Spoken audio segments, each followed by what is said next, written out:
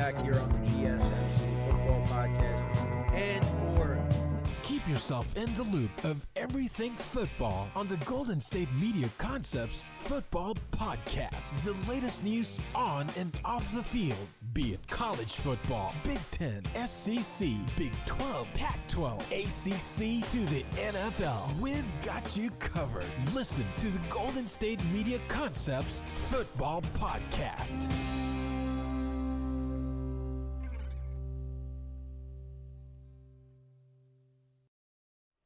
And welcome everybody to another edition of the GSMC Football Podcast, brought to you by the GSMC Sports Network. As always, I'm your host, Kenneth Gruenfelder, and it's great to have you guys here on this Tuesday, October 29th. We have a lot to talk about on the show today. Before I get into that, just want to remind you guys, as always, tip or donate, get your comments recognized. Make sure to click that Super Chat button to create a Super Chat of any thought or comment you may have throughout the live broadcast. I will acknowledge it. And it just makes the show more lively, more entertaining between myself, the host, and you guys, the viewers. We appreciate your guys' viewership each and every day, so any contribution you can make to the show means the world to us as we put out content for you guys each and every day. And also, the other way to help out the show is by going to the link at the bottom of the show segment on the ticker, gsmcpodcast.net. That is gsmcpodcast.net. So I don't really know why the graphic is not working, so I apologize for that, but again, any way you could help out the show, we would really appreciate it. So, hope you guys didn't miss me too much. We're going to start off the show. We'll recap last night's game between the Steelers and the Giants. The Steelers winning 26-18, improving to 6-2 on the season. We'll talk about in the second part of the show. I apologize, my voice is a little shot from over the weekend with the games I was at, which we'll talk a little bit about those games as well. We'll talk about the Jets and their loss to the Patriots. We'll get into that. We'll also get into one of the games I was at this weekend, the Browns and the Ravens. We'll talk about that incredible game that was. Then we'll get into the Sunday night game between the 49ers and the Cowboys. And then in the final part of the show, we'll actually talk about the Thursday night game between the Rams and the Vikings. That was also a very good game as well. But yeah, very fun weekend in Ohio. Two very good games that I attended with my friends, Ohio State and Nebraska, and then, of course, on Sunday, the Browns and the Ravens. It was a really good weekend. A lot of fun. The one thing that I will say, and it's completely separate from football, is I wish the World Series was not on at the same time as that trip, and I'm just going to leave it at that. So let's get into the first topic, which is talking about last night's game between the Steelers and the Giants. So the Steelers were coming in at 5-2. Giants coming in at 2-5 on the season. And, coming into this game, the Giants were getting 6 points or 6.5 points. And, that was the same spread that the same points they were getting when they were 6.5-point underdogs against the Seahawks when they won that game. And this was a game that I definitely saw the Giants playing better as opposed to last week when the Eagles just, destroyed them. And the Giants did play better. They were able to run the football effectively. Daniel Jones was able to get the ball out quickly at times. The Steelers, really couldn't get to Daniel Jones. They did end up eventually getting through and, forcing turnovers. And TJ Watt, once again, is a one-man wrecking crew. But, at times the Giants, their offense was moving the ball. And it's just another game where they just come up short. And they had opportunities, but, again, the Steelers were the better team. And, right now the Steelers, they're in first place. With the Ravens losing, and we'll get to their loss to the Browns later in the show, they look good. And you know what? Russell Wilson, I thought looked pretty good. He made some good throws. There were some throws to George Pickens, the touchdown pass to Calvin Austin. Russell Wilson looks good. Now, how is he going to look when the Steelers get to their hard part of the schedule? That remains to be seen. But Mike Tomlin got criticized for making the move by putting Justin Fields back to the number 2 role and giving Russ back the starting job. But so far he's 2-0, and he hasn't thrown an interception. Now he did lose a fumble, but other than that, he's been good. He hasn't really turned the ball over other than that, and Steelers are 2-0 in his starts. So to kind of run through the game, and at one point it was 9-9. It was 9-9 going into the half, and kind of thought it was going to be one of those field goal, low-scoring games. But then in the second half, the scoring kind of picked up. But to kind of go through it, the Steelers, they took their first drive down the field. They went 10 plays, 57 yards. And Chris Boswell kicked a 31-yard field goal. So actually, both teams scored on their first two drives. The Giants then put together an 8-play, 59-yard drive. Some good plays by Daniel Jones, a 43-yard pass to Darius Slayton, and that set up a Greg Joseph 29-yard field goal. So that made it 3-3. Steelers then answered with a field goal drive of their own.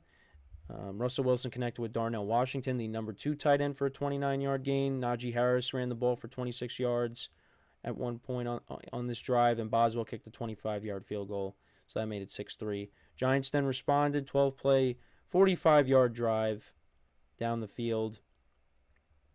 Penalties, though, hurt the Giants in this game. They get down the field. They went for it on 4th and 2, and Jones connected with Malik Nabers. And then they had a touchdown to Chris Manhertz, but that got called back for an illegal shift on Malik Nabers. Brian Dable was not happy about that. They are really calling illegal shifts a lot more this year, and that was another case there. Greg Joseph kicked a 39-yard field goal, so it was 6-6. Then we go to the second quarter. The Steelers, another field goal drive. Chris Boswell kicked a 27-yarder, so that made it 9-6. Both teams punted. And then the Giants put together an 8-play, 57-yard drive. Another big play. It was a 36-yard reception by Darius Slayton, and Joseph kicked a 44-yard field goal. So, yeah, that made it 9-9 going into the half. And then both teams punted to start it off. Then the Giants punted again, and then this was returned by Calvin Austin, 73-yard punt return. And it looked like there was going to be like a roughing the kicker or running into the kicker penalty, I thought, but that ended up not happening. There was an illegal formation, though, on the Giants, and that got declined, of course. So Steelers special teams is really good. And, so that put the Steelers up 16-9. Giants got the ball back. They punted. And then the Steelers scored yet another touchdown. This was a 9-play, 80-yard drive. It was set up by a 36-yard reception by Van Jefferson. And then later, like I brought up before, the Calvin Austin 29-yard touchdown. So he had 2 touchdowns in this game, one receiving and the punt return. Then Giants put together a touchdown drive, 5 plays, 55 yards. Tyrone Tracy, who has become the lead running back for this team. Now, he left the game, be evaluated for a concussion, but a 45-yard touchdown run. They went for 2, didn't get it. It was a really interesting formation that the Giants had, and they snapped the ball, and I guess no one realized that it was getting snapped. The Steelers did, and they just blew that play up. And the Giants did not get the 2-point conversion there.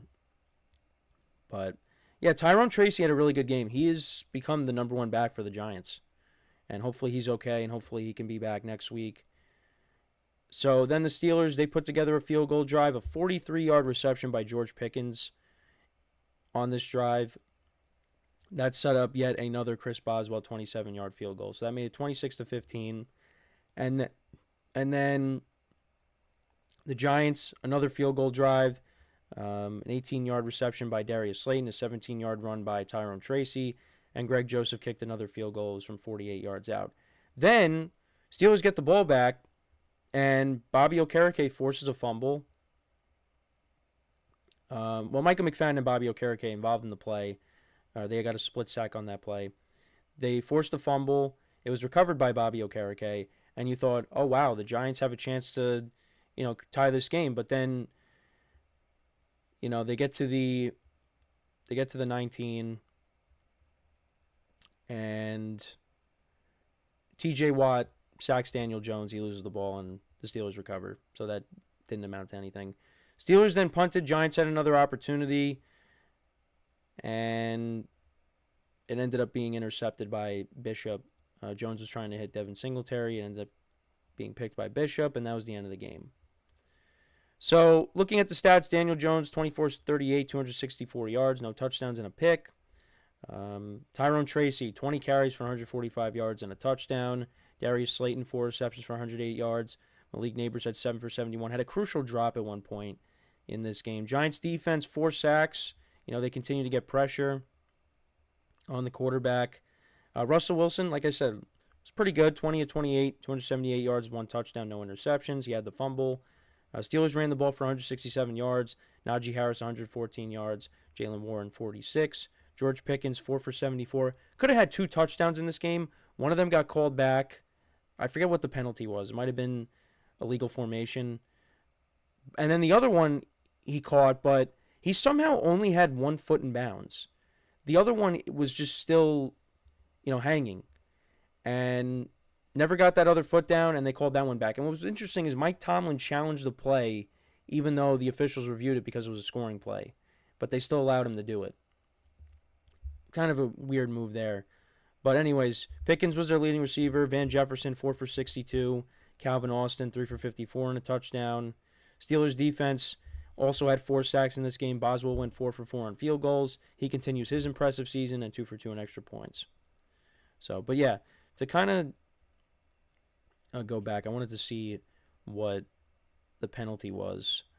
I think it was on the the second drive. All right, maybe it was the third drive. No, that was the. I'm trying to see where it was, because there was a penalty. Oh, okay. So it was it was a face mask. That's what it was. It was a face mask that set him back. But yeah, George Pickens could have had 2 touchdowns. I really lucked out in one of my fantasy matchups because my friend and I, we were both the leading scorers this week, and it wasn't even close. We just happened to go against each other. I ended up winning 175 to 174, but he had George Pickens, and so I was up. Or I was like losing by like point something, but I had the Steelers defense and Chris Boswell, and my friend had George Pickens and Najee Harris, and Pickens should have had 2 touchdowns, and I would have lost, but he ended up not having both of those. So luck actually was on my side last night. And the Steelers, they got pressure on Daniel Jones, helped me with getting those sacks. And then, of course, the punt return counts for the defense, so I got points out of that. But I really don't know how I won. And it just put me in an awkward spot because, being a Giant fan, I don't want to be, like, rooting against my team, but, like, I wanted to win my fantasy matchup. So it was a tough loss for the Giants. They did, obviously Daniel Jones being the quarterback, you're kind of limited, but they definitely had a chance in this game. And there are things you got to like. It seems like they have something with Tyrone Tracy. You can if they can get another running back in here. I know Devin Singletary is not bad, but I feel like they need another young guy to go along with Tracy. But yeah, Tracy looks good. You got to like that. Obviously, Malik Neighbors is a stud, and dropped a big pass in this game. But there are pieces on this team, and I do think that Brian Daboll is the right coach for the job. They just got to get the right quarterback to make this offense better. But I don't know. Just another tough loss for the Giants. Steelers, though, 6-2 on the year. Got to like what they're doing, and they go into the bye. And listen, I had them going 9-8. There are teams that I just got completely wrong this year, and I'll own that. One of them we're going to talk about in a second. But, 6-2 is not bad. And they needed to stack up on wins because they're getting to that tough part of the schedule, and they got the Commanders out of the bye. So they'll be off next week, and then they'll be back for Washington.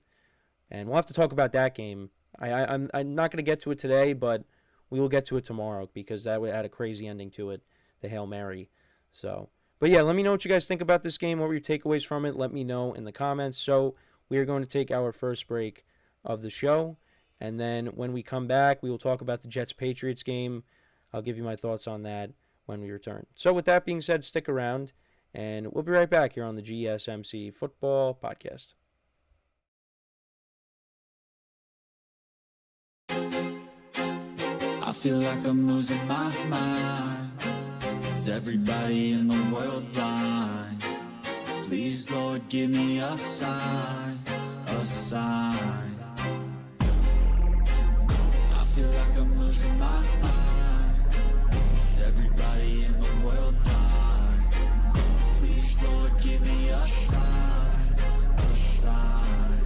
I wanna be the greatest. Everybody on the fake shit. I look around and feel like everybody is the fakest. I make this every day and I'm impatient, hoping one day I blow up from the basement. Statement, the top is so vacant. I don't hear shit that I think is amazing. Waiting for my day when I'm playing sold out shows where 1,000 faces. Hey, give me that crown, get in my way and to be put down. It ain't your place, all this my town. If I want that shit, then I'll get it right now. I'm losing it, the noose it fits. I'm losing shit, a stupid myth. You choose to live or choose to dip. You choose to fight or lose your grip and lose a gift. I feel like I'm losing my mind. Is everybody in the world blind? Please, Lord, give me a sign, a sign. I feel like I'm losing my mind. Is everybody in the world blind?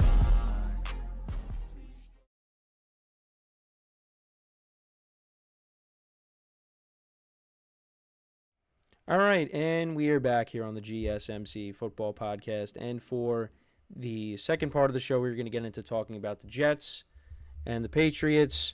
Jets losing yet again, losing 5 in a row. They are now 2-6 on the season, now losing to the Patriots. 25-22, they end up losing. And I watched the highlights of this game. Obviously, I was at the Browns game, so I really, wasn't locked into this game at all. So I can't really give you, like, an in-depth analysis of this game. But, from what I was hearing and, again, watching the highlights, again, it was kind of just like the same thing that's been going on with the Jets for quite some time now. Just talking specifically about this season. This was another game that they could have won, probably should have won, but they did not win. They didn't. And what's interesting is that Drake May did not finish this game. He left this game with a concussion, I believe. And Jacoby Brissett finished out the game. Now, Drake May, he actually started off the game with a touchdown. He had a 17-yard touchdown run. And then you thought, like, once he left the game, you thought the Jets actually had a better chance to win. Because Drake May has not played bad so far. But yeah, he ended up leaving, and it didn't matter. It just didn't matter. And it's more of the same. Penalties, delay of game penalties were really bad. The Jets had to waste timeouts early on in this game. And that's one of the things when it comes to Aaron Rodgers. Like, Aaron Rodgers is an all-time great. Like, we know this. But even in his prime years, for whatever reason, clock management has been an issue with him. And I don't know what the reasoning is behind it. It's just he has not been good when it comes to clock management. It happened on the Packers too. And if you're a Packers fan, I would hope you would agree with that statement, because it, for some reason that was an issue, and it continues to happen now. But yeah, the Jets had to waste timeouts. Penalties continue to be an issue. This defense continues to be an issue. And my friend sent this tweet, and I really got to go back and find it, because the Jets, they didn't have a turnover in this game. They didn't turn the ball over. The offense, like, again, it wasn't like spectacular, but, it put the Jets in a position to win. And they still just found a way to lose this game. They still found a way to lose this game. I'm hoping I can find this. I'm going to find it. But it's just, it's just another loss for the Jets. It's just not looking good. And then you got the Texans on Thursday, and that's probably going to put you at 2-7. And then, it's just, you're slowly but surely sinking. Well, kind of already sank at this point. And I don't see it turning around. And this was one of those things that I was completely wrong about. I really was. I kept saying I'm going to go towards that storm, and I'm going to say the Jets are going to go out and have a good year with the talent that they have. But ultimately, that storm engulfed me and spit me out because it has been rough. And it's not just one thing with this team. It is multiple things. It's multiple. The defense, the special teams, the inconsistencies with the offense. Biggest thing, the coaching, I think. It's the coaching. And to be honest, look, I mean, Robert Saleh was not a great head coach, but the Jets either should have let him go before the season started or waited till after this year. Let this season play out and then let him go. And they didn't do that. They just thought, okay, let's let him go. Let's demote Hackett, and let's promote Obrick to being the head coach. And that just has made things worse. Because now you kind of weaken the defense because at least you keep Saleh. I know the defense hasn't been great, but you made it worse by letting Saleh go right now. But yeah, I mean, the Jets, they put together a touchdown drive at the end of the game. They go up by 5. All the defense has to do is get a stop. That's all they have to do. And they didn't do it. The Patriots go down the field. On 4th and goal from the 1, Ramondre Stevenson scores. And the Jets don't have really any time to go down the field and try to kick a potential game-tying field goal, which they probably wouldn't end up doing because Greg Zuerlein has not been good. He missed an extra point. He missed another field goal, and that made all the difference in this game once again. If he wasn't struggling this year, if he made his kicks in the Denver game, in the Bills game, and this game, the Jets are 5-3 right now. And you have a completely different look at this season. But this season's over. I give up. I give up. Now, there's still games left. Anything can happen. But it's kind of like how I feel with the Yankees right now. And that's something I can't really get into depth with. But it's the same thing with the Yankees. But it's just, what makes us think that the Jets are going to get out of this? Nothing. There's really no indication. Again, the offense will put together some good drives. Rodgers had a couple of touchdown throws in this game. The Tyler Conklin touchdown, that he threaded the needle on that. You know, Breece Hall has been looking better. I mean, they're still not running the football great, but, you know, him being involved in the passing game, you know, he's been better. I mean, he ran the ball for 80 yards, and in the passing game, well, actually, he only had 1 reception for 9 yards. But, you know, the last couple of weeks, he actually was doing well in the passing game. Braylon Allen had the touchdown that put them ahead. They went for 2 and didn't get it. There was a delay of game penalty, I believe, on that. And then they still elected to go for 2 and didn't get it. Garrett Wilson had a good game, 5 receptions for 113 yards. Devontae Adams only 4 for 54. So far, that trade really hasn't done much for the team. Also, Hassan Reddick, not on the stat sheet. Not on the stat sheet. And obviously, you know, he's just getting back, so he's not going to be playing a ton of time. But the Jets only had 2 sacks in this game. And, you know, you go back to the game that they played earlier this season, they were all over Jacoby Brissett, but they could not really do anything this time around. But to kind of go through the drive summary, so both teams exchanged punts, and then, yeah, Drake May had the 17-yard touchdown run. Patriots put together a 10-play, 77-yard drive, almost 6.5 minutes. And then the Jets, they answered. 7 plays, 70 yards. You know, he had a 16-yard run by Breece Hall. There was a defensive pass interference. There actually was a fumble, but the Jets were able to recover that. Another defensive pass interference, and then Rodgers connected with Tyler Conklin. But then Zuerlein misses the extra point. Then the Jets went up 13-7. Rodgers connected with Garrett Wilson for 27 yards. Then he connected with Xavier Gipson for a 1-yard touchdown. So, yeah, that made it 13-7. And that was what the score was at the half. But then the Patriots put together a touchdown drive. And Ramondre Stevenson scores from 3 yards out. Then the Jets put together a field goal drive. It was set up by a 35-yard pass play to Garrett Wilson, 29-yard field goal by Greg Zuerlein, but then later in the game, he misses a 44-yard field goal. Then the Patriots put together a field goal drive. Joey Sly, a 23-yarder. And then the Jets went 10 plays, 70 yards down the field. 13 yards to Garrett Wilson, 13 yards by Breece Hall, 16-yard reception by Devontae Adams, and then Braylon Allen from 2 yards out scores. But yeah, delay of game, and then the Jets go for 2. Don't get it. And then the Patriots went 12 plays, 70 yards. The big play on this drive, it was 3rd and 10, and Jacoby Brissett connects with Booty for a 34-yard reception. And then on 4th and 1, they had to go for it. And Ramondre Stevenson scored. Jets lose. They get the ball back, but there was not enough time. But yeah, I mean, you look at Rodgers' stats. I mean, 17 of 28, 233 yards, 2 touchdowns, no interceptions. I mean, not like he played bad, but I'm not going to sit here and say he played great. Again, the Jets didn't turn the ball over, and they still lost.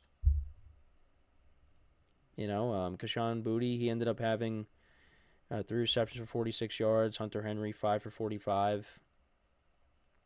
It's just, and the Patriots defense only had 1 sack. But both teams are 2-6. The Jets, they're now in dead last in the division. And like I said, you got the Texans on Thursday who, you know, are a little banged up when it comes to the receiving core. Stephon Diggs suffered a non-contact knee injury. And if he's out for the year, that's a big loss for the Texans because he was doing well for them.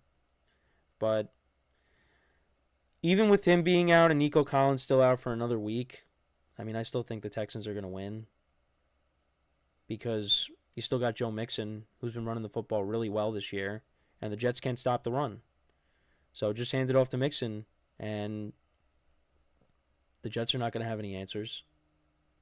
Now, if you remember, the Jets did beat the Texans last year with Zach Wilson, but the defense was better last year. The defense was better. The special teams was better. It's just, this is probably going to be a loss. But then you got the Cardinals, and the Cardinals actually won a big game in Miami. Even with Tua being back, the Cardinals won that game. And right now the Cardinals are in first place in the NFC West. Look at that. And then you got the Colts. You might be playing Flacco. It looks like Joe Flacco might be starting for the Colts on Sunday against the Vikings. Then you're in the bye. You go into the bye. You come out. You take on the Seahawks at home. Not an easy game. You take on the Dolphins. Not an easy game. Take on the Jaguars. Rodgers does not play well in Florida. Could lose both of those games. Take on the Rams. They look like a different team. We'll talk about them later in the show. And Buffalo, and then you got the Dolphins. Right now, you're probably looking at, there's like no gimme. There really isn't. The way they're playing, there's no gimme. So, I mean, I don't think they're going to go, they're not going to go 2-15, are they? No. They got to win at least a couple more games. But this is such a massive disappointment. And again, I like I said before, I know I was going into the storm. I just didn't think it was going to be this bad. I really didn't. Like, if they went 8-9, like, okay, but they're not. It doesn't even look like they're going to be anywhere close to that. I had them going 11-6 and winning the division. It's not good. And I'm really curious to see what ends up happening here. You know, does Rodgers leave? You know, what's going to happen? Now you got Rex Ryan wanting to come back. And listen, I really do miss Rex being a coach. I really do. And I think it would be very interesting if the Jets brought him in mid-season. But it's probably not the way to go. Probably not. Now, I think he would, instantly just make the defense better because Rex is an unbelievable defensive-minded head coach. Or defensive-minded coach. But it's just, I don't know. That's probably not going to happen. But it's just, the team is a mess right now. It really is. And it's not getting any better. It's just not. So, But let me know what you guys think about this game. What were your takeaways from it? So before we go to break, just want to remind you guys once again, for some reason, again, the graphic is not working. To tip or donate and get your comments recognized, make sure to go to the Super Chat button in the chat for any thoughts or comments you may want to see me acknowledge during the live broadcast. Just makes the show more lively, more entertaining between myself, the host, and you guys, the viewers. We appreciate you guys' viewership each and every day, so any contribution you can make to the show means the world to us as we put out content for you guys each and every day. And also, the other way to help out the show is by going to the link at the bottom of the show segment on the ticker, GSMCpodcast.net. That is GSMCpodcast.net. So, when we come back from our next break, we will talk about one of the best games of the weekend, the Browns and the Ravens. The Browns picking up their second win of the season, defeating the Ravens 29-24. We will get into that when we return. So with that being said, stick around, and we'll be right back here on the GSMC Football Podcast. Looking for your daily fix of sports talk without having to pay for it? GSMC Sports Network is available on YouTube. Just search GSMC Sports Network. Get your fix of daily sports talk shows on YouTube, absolutely free. NFL, college football, NBA, MLB, MMA, UFC, fantasy football, and so much more. GSMC Sports Network has shows running all day long, with new sports shows starting every 2 hours. Just like on your favorite cable sports channel, except GSMC Sports Network is absolutely free. Just search GSMC Sports Network on YouTube to catch one of your new favorite shows, like the GSMC College Football Podcast, Chip Shot Football Podcast, Hoops and Heels Women's Sports Podcast, GSMC Basketball Podcast, and so many more. Check it out for yourself. GSMC Sports Network, now available on YouTube absolutely free. Search GSMC Sports Network on YouTube right now.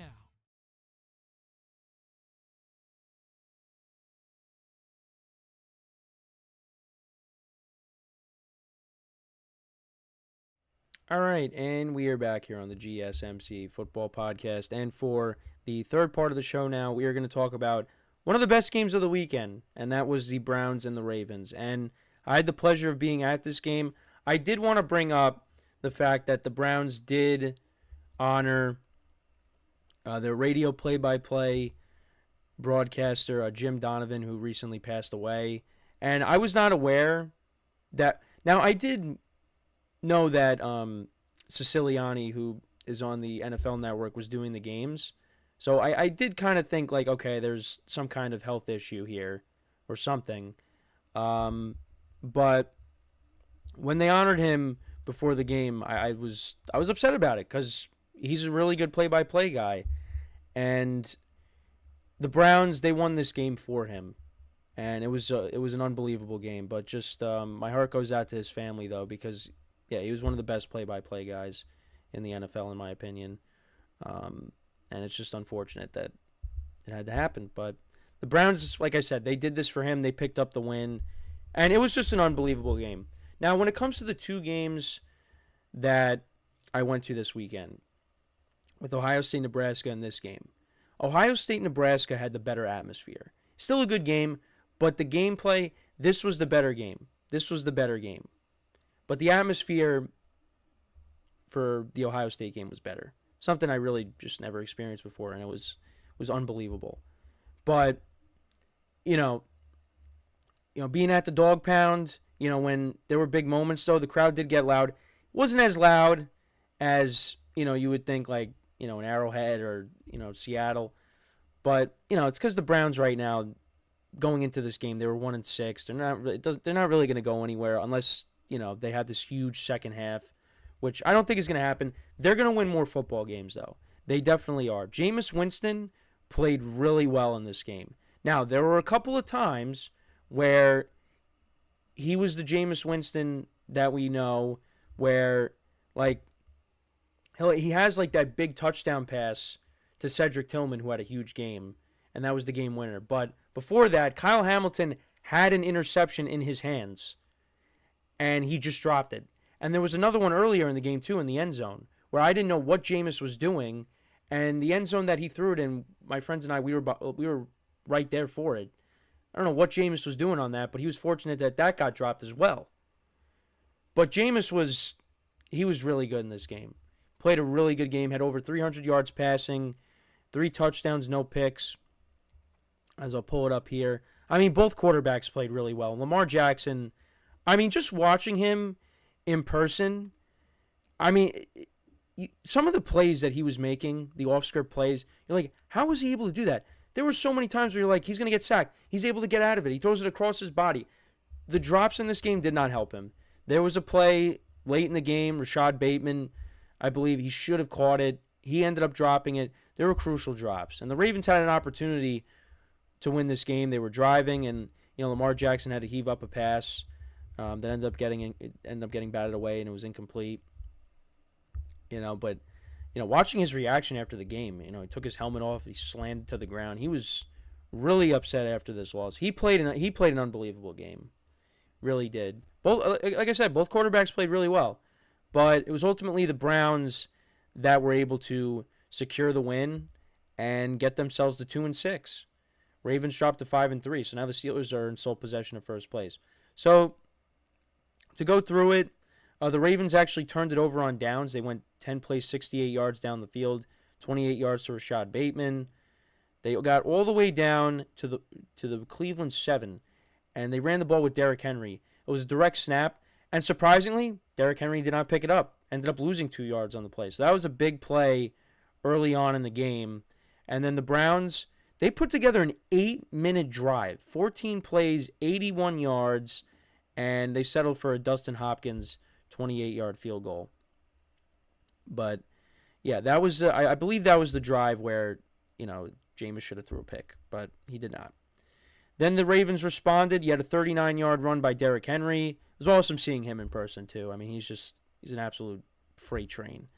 Justin Tucker, and we were watching Justin Tucker, practice before the game.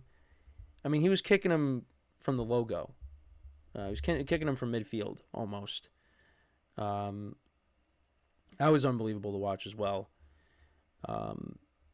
But yeah, he ended up kicking a 49-yard field goal, so that made it 3-3. Then we had more punts. The Browns, on their drive, they went 10 plays, 52 yards, another Dustin Hopkins field goal from 33 yards out. There was a fumble. Jameis did get sacked, and he ended up losing the ball. So he did have a turnover in this game. No picks, though. And the Ravens, they cashed in. They scored a touchdown, 11 yards to Nelson Aguilar. Actually, he was involved. He was the only guy that did anything on the drive because the drive was relatively short. He had a 14-yard reception, and then he had an 11-yard reception for a touchdown. So it was 10-6 at the half. Then the Browns opened it up. 8 plays, 70 yards down the field, and Jameis Winston connected with David Njoku for a 23-yard touchdown. That was a great catch by him, a contested catch. And he's one of those guys that is really going to benefit from Jameis now being the starter. Because, I mean, if you remember last year when Flacco came in and was the starter, Njoku was unbelievable. So, from a fantasy standpoint as well, David Njoku is going to be very productive. So if he's available, try to go get him, but I'm pretty sure he's not for the most part.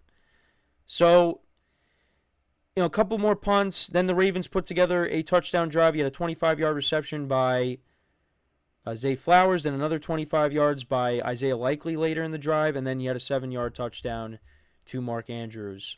So that made it 17-13. But then the Browns responded with a touchdown drive. They went 6 plays, 72 yards. There was a 30-yard reception by Jerry Jeudy, and then later Cedric Tillman, a 22-yard touchdown. So that made it 20-17. And then Justin Tucker ended up missing a field goal. Lamar Jackson got sacked on this drive, but bounced back. He had a 10-yard run by Derrick Henry, 12 yards by Zay Flowers, a 12-yard reception. They got down to the Cleveland 32, and Justin Tucker missed a 50-yard field goal. So that was crucial. More punts in the fourth quarter. Dustin Hopkins later kicked a 48-yard field goal, so that made it a 6-point game. And then the Ravens, they went on a 6-play, 91-yard drive. You had 22 yards by Lamar Jackson, 22-yard scramble, a 29-yard reception by Zay Flowers, another 23 by Zay Flowers later, and then Derrick Henry from 2 yards out scores. But then Jameis Winston and the Browns put together a touchdown drive. Again, Kyle Hamilton should have had a pick. Did not. And Winston on 2nd and 15, connects with Cedric Tillman for a 38-yard touchdown. They went for 2, didn't get it. That put them up by 5. The Ravens did drive. I mean, you had an 11-yard reception by Aguilar, 21 yards to Zay Flowers, another 14 to Justice Hill. But Lamar Jackson ended up putting up a 4th and 10 heave, and it ended up being incomplete, and he was really upset after the game. And he was unbelievable. I mean, 23 of 38, 289 yards, 2 touchdowns, no interceptions. Derrick Henry only had 73 yards on the ground, had a touchdown, had a 39-yard run. That was his biggest run of the game. Zay Flowers had a good game, 7 receptions for 115 yards. Isaiah Likely, 4 for 47. Andrews had 5 for 36 and a touchdown. Aguilar had 3 for 36 and a touchdown. Ravens defense, 2 sacks in the game. Kyle Hamilton and the Ravens, I mean, they should have had 2 interceptions, but they did not. Jameis Winston, you see his stats up here. He went 27-41. Really didn't run the ball well in this game. Nick Chubb only had 52 yards on the ground, but they're still trying to ease him back into it. But, had a 15-yard run. You're starting to see that rust coming off, that dust coming off. And, maybe Chubb has a big second half here. I would hope he does. He's going to get better each week. But now with Jameis Winston in the fold and the offense looked a lot better, I mean, you would think that he's going to have better games. Cedric Tillman, 7 receptions for 99 yards and 2 touchdowns. Big game for him. Back-to-back weeks he's been solid. Elijah Moore had 8 for 85. He was targeted 12 times. Judy had 5 for 79. David Njoku had 5 for 61 in the touchdown. Browns defense, 3 sacks in the game. I mean, it was an unbelievable game. And for the Browns, imagine if Jameis Winston got put in earlier. I mean, you look at the games that they lost. Other than the Commanders and the Cowboys games, you only lose to the Giants by 6. You lose to the Raiders by 4. That game they definitely should have won. It's just that Amari Cooper touchdown got called back. You only lost to the Eagles by 4 and the Bengals by 7. I mean, if Jameis plays in those games, probably at least have like 1 or 2 more wins. And you're 4-4. But they had to keep Deshaun Watson in because he's got that big contract. And now, with him being hurt, you had no choice but to go to, your other options. And look, I'm not expecting Jameis Winston to do this every single week. That's just not realistic. He's definitely going to have some bad games, but you see what he could do. The Ravens, their run defense is good. Their pass defense has struggled. And you saw that in this game. Big plays.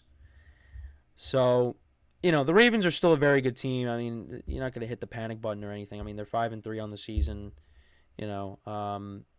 but, there's definitely some flaws to this team, but everybody has flaws. But for the Browns, I mean, this was a good win for them, and it was their first win since week 2 against the Jaguars.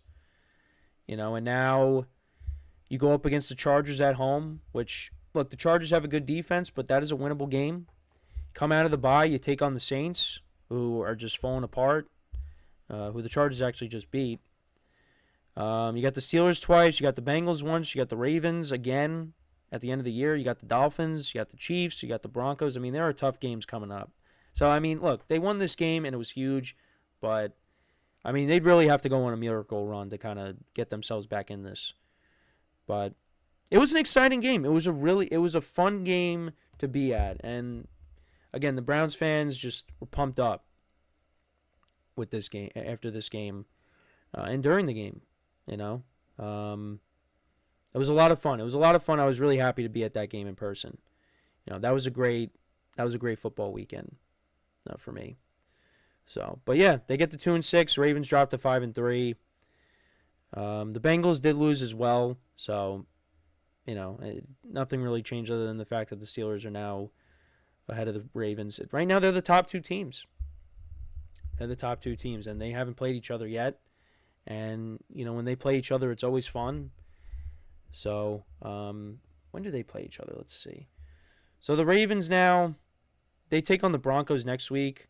And it's not going to be an easy game because the Broncos defense has played really well this year, and Bo Nix hasn't been that bad. But then after that, you got the Bengals again. That's on a Thursday night. And then you got the Steelers, and that is an away game for the Ravens. That's week 11. That's going to be on November 17th. So, get ready for that. That'll definitely be a good game. So, yeah, let me know what you guys think about this game, though. What were your takeaways from it? Let me know in the comments. So, we are going to take our next break, and then when we come back, we will talk about the Sunday night game between the Dallas Cowboys and the San Francisco 49ers. We'll get into that, talk about what happened. So, with that being said, stick around, and we'll be right back here on the GSMC Football Podcast.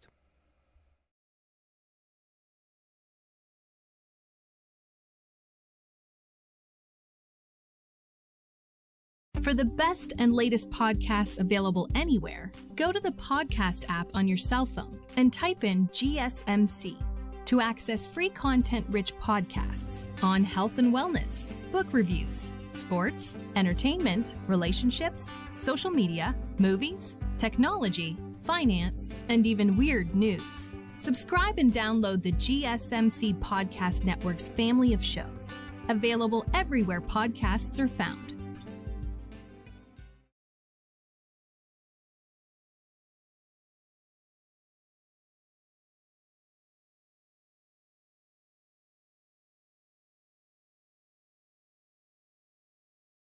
All right, and we are back here on the GSMC Football Podcast. And for the fourth part of the show, we are going to get into talking about the Sunday night game between the 49ers and the Cowboys.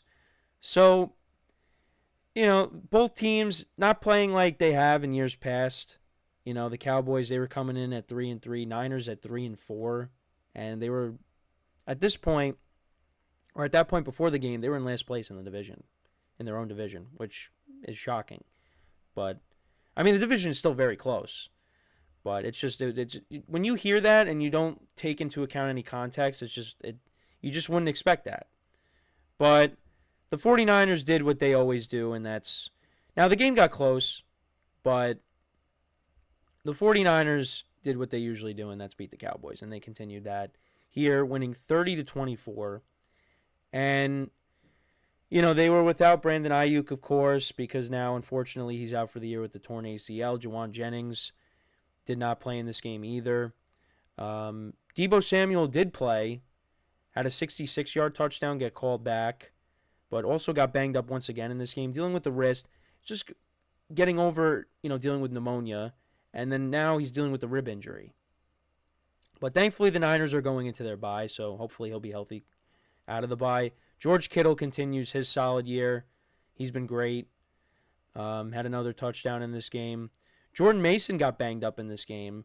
So the Niners had to rely on Isaac Guerendo, who had that big run against Seattle at the end of the game a few weeks back.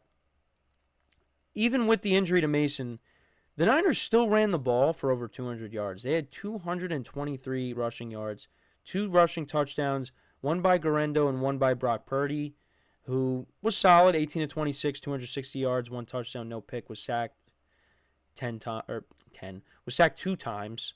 Sorry, if he was sacked 10 times, yeah, Niners are probably not winning. George Kittle, like I said, he was great. 6 receptions, 128 yards, 1 touchdown. Deebo had 4 for 71. Ricky Pearsall made some good catches, 4 receptions for 38 yards. He's going to be more involved in this offense. He's going to have some big games. And once they get Juwan Jennings back, that's another weapon to add. And don't look now, but Christian McCaffrey could be coming back in Week 10, which would be such a huge boost for this team. The Niners defense actually only had 2 sacks in this game. And then for the Cowboys, Dak Prescott, 25 of 38, 243 yards, 2 touchdowns, 2 interceptions. They actually elevated Dalvin Cook to the active roster. There was no Rico Dowdle. So you had Dalvin Cook and Ezekiel Elliott. And if you had this backfield a few years ago, be the best backfield in the NFL. But Zeke actually had some good runs, but he only ran the ball for 34 yards. Had a touchdown in this game. Dalvin Cook only had 6 carries for 12 yards. Kevontae Turpin, he had 1 for 11. CeeDee Lamb, best game of the season, and he was stressing me out for my fantasy matchup. Thankfully, I still won, but it was such a seesaw of a matchup because CeeDee had he had some nice catches in this game. The touchdowns he was wide open on, but he had some nice catches. Then all of a sudden, Kittle scores his touchdown. Deebo made a couple of plays. Brock Purdy has the rushing touchdown. I was sitting good. I was looking great. And then all of a sudden, CeeDee has those 2 touchdowns where he was wide open. And then the matchup was so close once again, but thankfully I was able to escape with the victory. But yeah, he had 13 receptions for 146 yards and 2 touchdowns. Jalen Tolbert, 3 for 44. Jacob Ferguson had 6 for 23. Cowboys defense, 2 sacks in the game. Aubrey only had 1 field goal attempt, and of course he made it. But the Cowboys dropped to 3-4. Niners improved to 4-4 on the season. So yeah, they punted on their first drive, the Cowboys. Niners went down the field. Purdy connected with Deebo Samuel for 47 yards, and that led to a Carlson 50-yard field goal. So that made it 3-0. And then Dak Prescott threw an interception. He was trying to hit Turpin, and that got intercepted. And the Niners actually didn't turn that into any points. The Cowboys actually were leading. They put together an 11-play, 65-yard drive down the field, and Ezekiel Elliott from 1 yard out scored. So that made it 7-3. Niners turned it over on downs. Purdy on 4th and 3 tried to hit Deebo, and it was behind Deebo. He was wide open on the play, but Purdy did not make a good pass there. But like I said, there was a 66-yard touchdown earlier in that drive by Deebo, but that ended up getting called back. And I really could have used that in one of my other fantasy leagues. I ended up going 3-2 on the week, but maybe I could have went 4-1 had that touchdown happen. But listen, I can't be greedy. So, yeah, they turned it over in downs. The Cowboys then turned that into a field goal. Aubrey kicked a 29-yard field goal. Niners then responded. Carlson kicked a 44-yard field goal on their drive to answer that. So that made it 10-6, and that's what the score was at the half. But then in the fourth quarter, the Niners took over. They put together a 5-play, 60-yard drive down the field, set up by a 43-yard reception by George Kittle, and then Guerrero took it from 40 yards out, and that made it 13-10. Then Dak Prescott threw another pick. It was a great play by Lenore, and the Niners turned that into a touchdown drive. That was the George Kittle 2-yard touchdown reception, which we thought it was going to get called back, but it ended up not.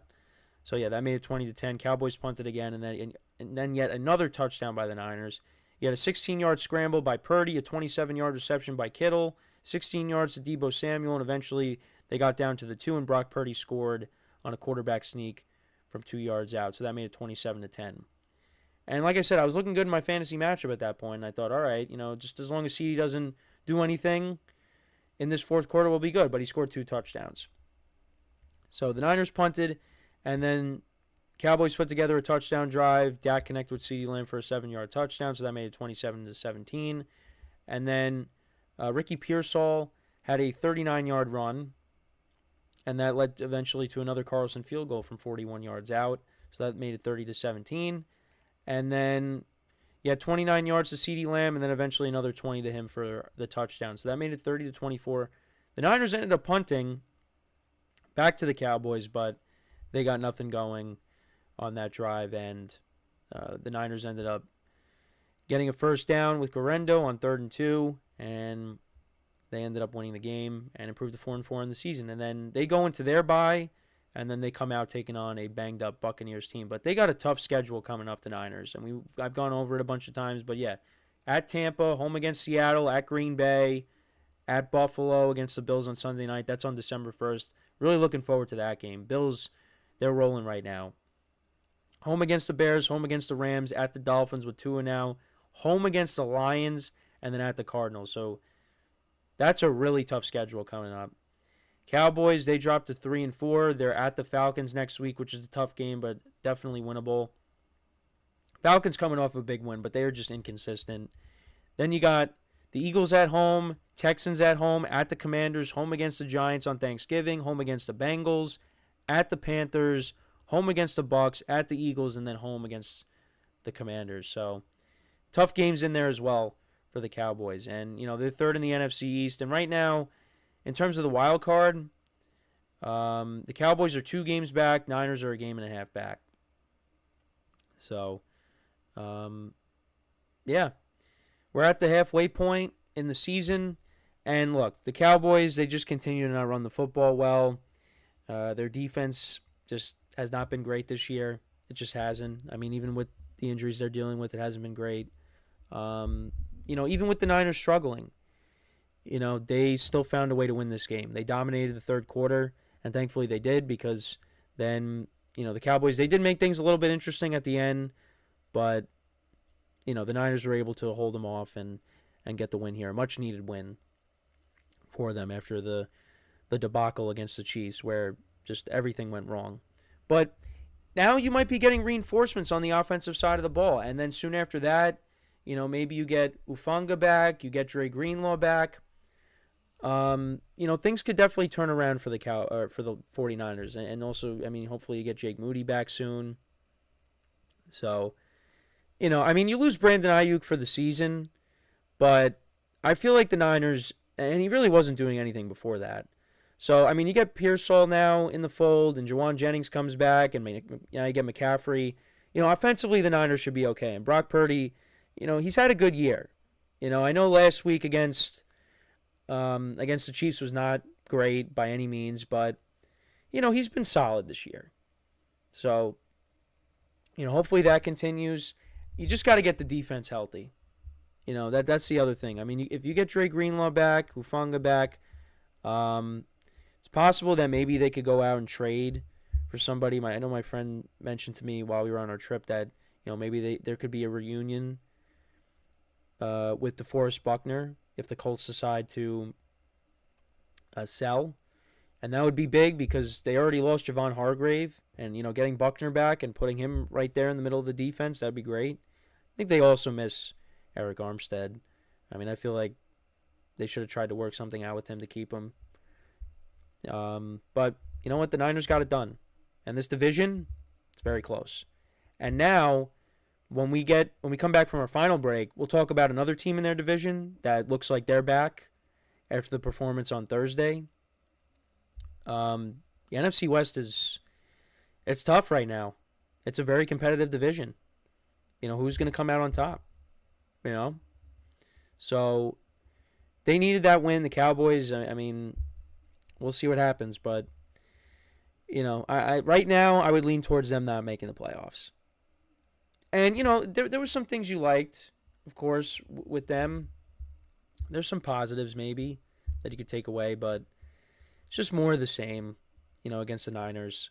Dak turns the ball over against them, and then they tried to come back, but it was too little too late. But, CeeDee Lamb had a big game, so hopefully that's something you could take, and he just continues that production, has a monster second half. Because he's going to need to if the Cowboys are going to want to turn their season around and make the playoffs. So, but I don't know if that's going to happen. I think with how Washington is playing, them being in first place, the Eagles look like they're starting to build momentum. You got all the NFC North teams. Now you got the NFC West teams. There's just a lot of teams that the Cowboys are going to have to deal with. And then you got, the two teams in the South with the Bucs and the Falcons. But now it looks like the Falcons, they've taken a stronghold on the division with their win in Tampa. And we'll talk about that game as well at some point this week. But it's just, there's a lot of teams the Cowboys are going to have to deal with, and there's just a lot of teams that are better than the Cowboys right now. So, and the Niners, it's not like this win guarantees the Niners anything, but they could build momentum. And if they can come out of the bye, you get Jawan Jennings back, you get Christian McCaffrey back, your offense is basically almost at full strength. You're just not going to get Brandon Ayuk back. So, the defense is definitely the side of the ball that I would be more concerned with for the Niners. And I think that's something that I brought up on the show multiple times. So, but they get the win. They improve to 4-4 to get back to 500. Cowboys drop to a game under. Niners go into the bye, and hopefully they get some more guys back, including McCaffrey. So we're going to take our final break of the show now. When we come back, we'll talk about the other team in the NFC West, the Rams, picking up a big win over the Vikings. We'll talk about that game when we return from our final break. So with that being said, stick around, and we'll be right back here on the GSMC Football Podcast.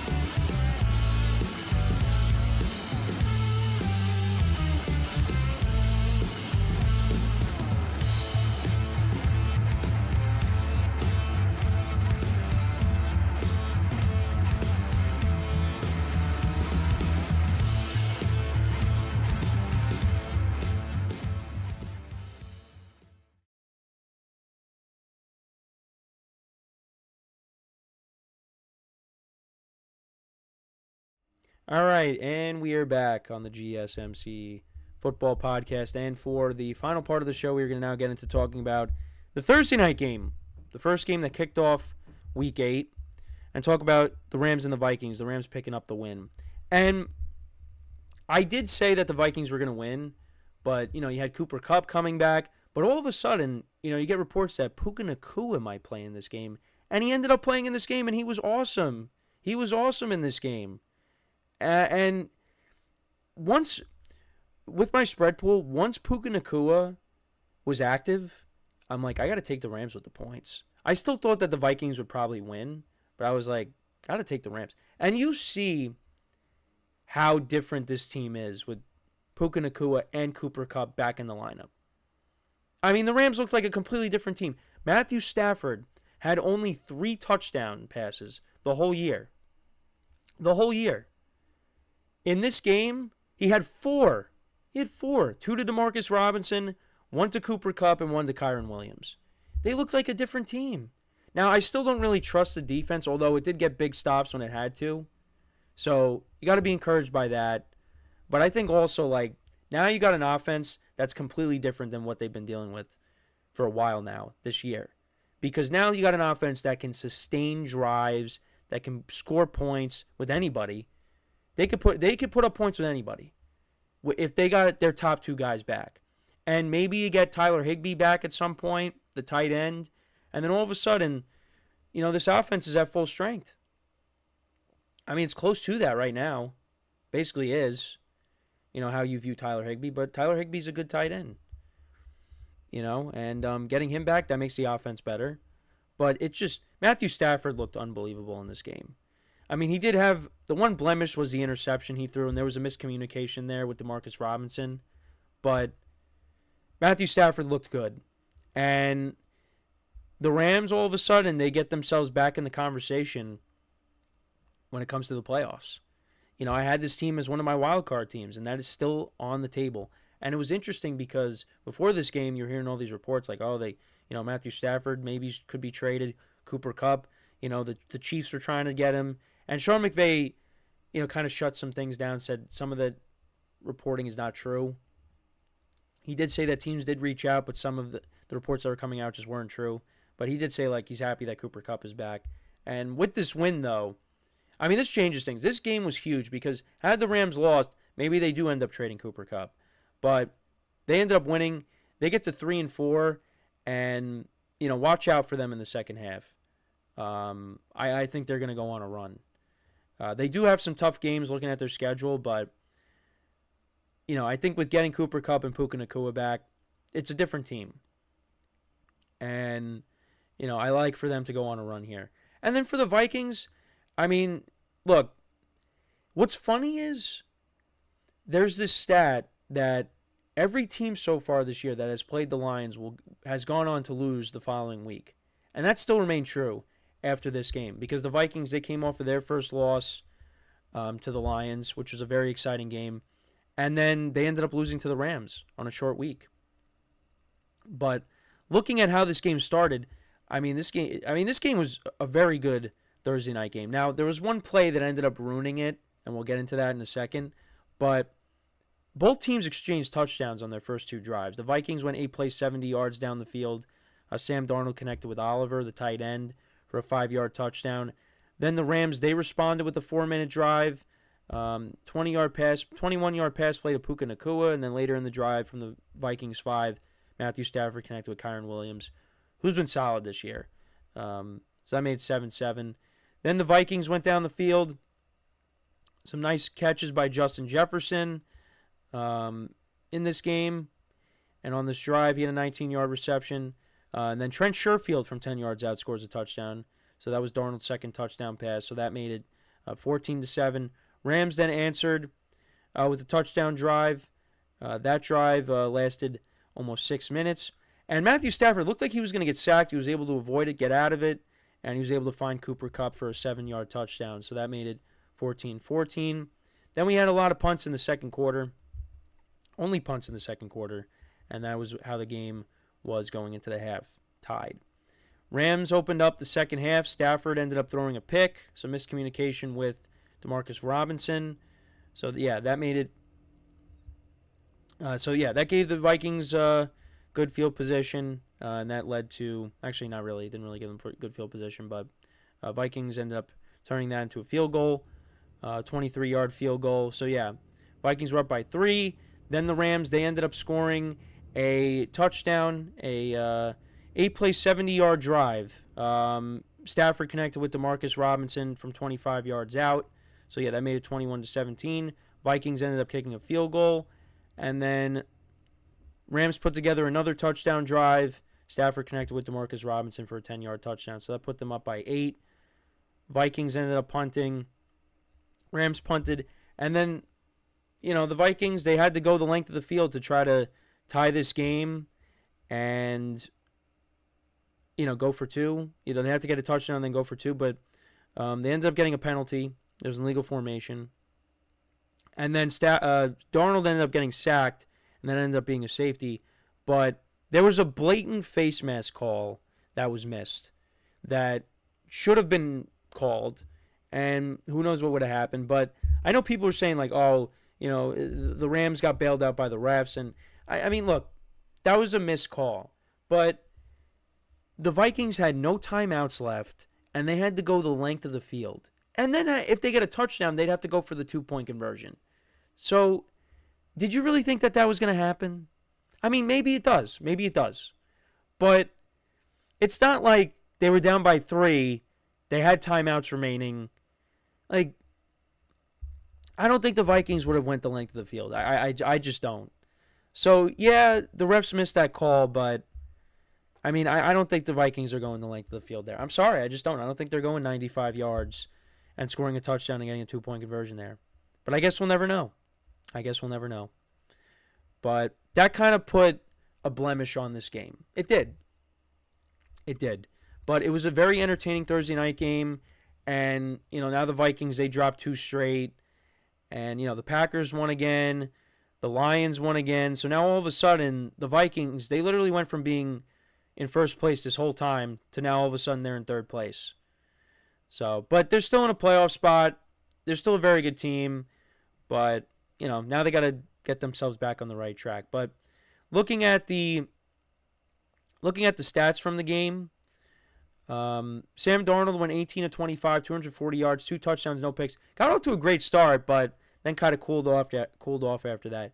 Aaron Jones had 58 yards on the ground. The Viking, and then Darnold had 6 yards rushing. They only had 64 yards on the ground in total. Justin Jefferson, some great catches in this game. Like I said, 8 receptions for 115 yards. Aaron Jones had 2 for 37. The tight end Josh Oliver had 2 for 30 for a touchdown, and a touchdown. Jordan Addison only had 2 receptions for 22 yards. Vikings defense actually had no sacks in this game. So, again, they get their weapons back. The protection was good for Stafford. Once you get, and they're still missing guys on the offensive line. You get those guys back. I mean, again, that just makes the Rams offense even better, giving Stafford better protection. But again, didn't get sacked in this game. And Stafford, solid game for him. 25 of 34, 279 yards, 4 touchdowns, and a pick. Kyron Williams, 23 carries for 97 yards. Puka Nacua, 7 receptions for 106 yards. Cooper Kupp, 5 for 51 and a touchdown. Getting those 2 guys back is just huge. And Nacua looked good. And, now another week. And, they're going up against Seattle. Could have a good game there. It was great against them in week 1 last year.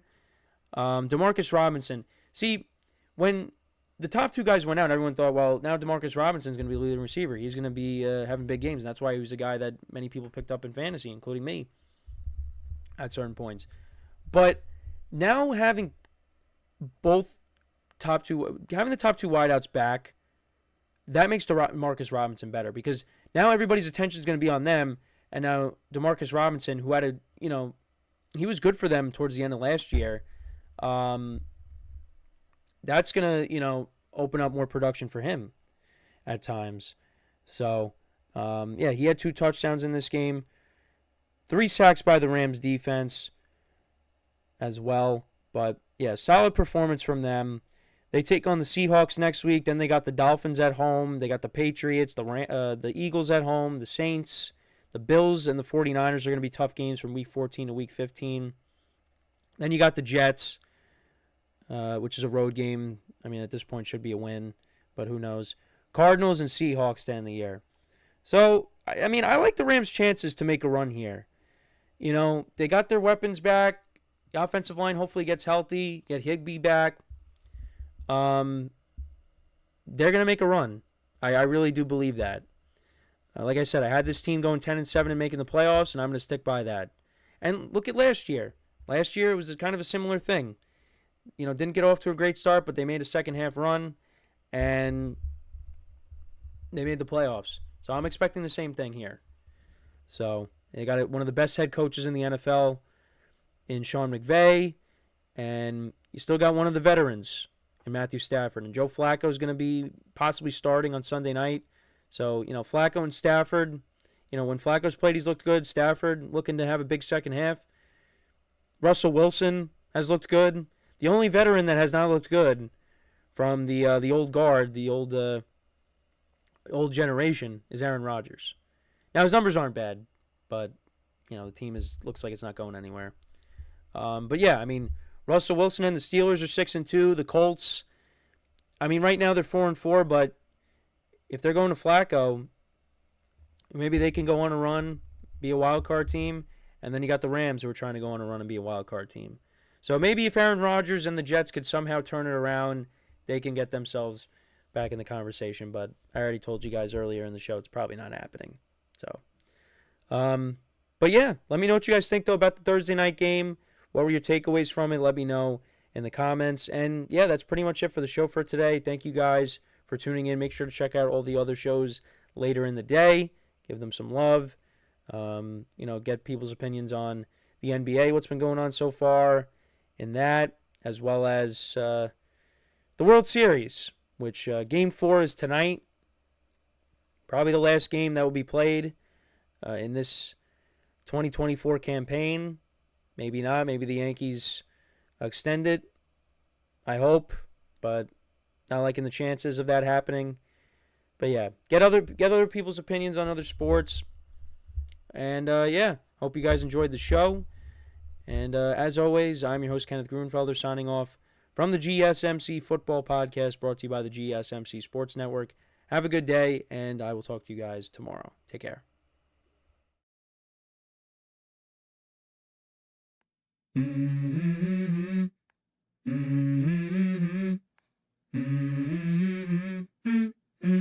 Let's go. I wake up to a little bit of drool on my pillow, feel like it's gonna be a bad day. Yeah, I'm tired of shit, and the coffee ain't